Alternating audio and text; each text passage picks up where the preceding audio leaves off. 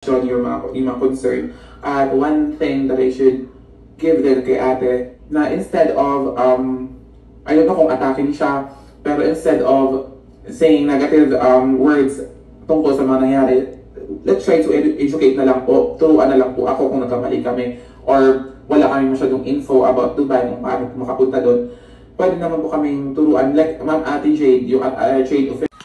Okay, so lesson learned to sa lahat ng taong pupunta sa kahit saang bansa. Una muna i-google nyo muna. Kasi simpleng Google lang would have saved you a lot of time. Oh, 'di ba? Isang Google lang na hanap mo na yung sagot mo. Hindi mo na kailangan ng trouble na ganyan.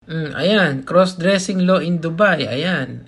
Ay, nabasa mo naman, 'di ba? So ate, sana maging lesson na sa'yo to na kasalanan mo 'yan. Una, wala namang nag-require sa'yo na magbakasyon sa Dubai. Pero, required kang mag-adjust dun sa country pupuntahan mo dahil meron silang customs and culture and laws na wala dito sa Pilipinas. Hindi extension ng Quezon City ang Dubai. So, kailangan mag-adjust ka sa kanila, not the other way around. Kasi napanood ko yung mga videos na pinost mo, parang ikaw pa yung naging biktima dito. You are not the victim here.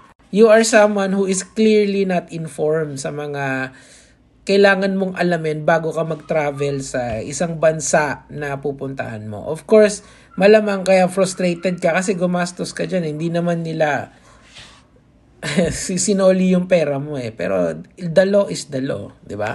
Ganun talaga, miski harsh yan.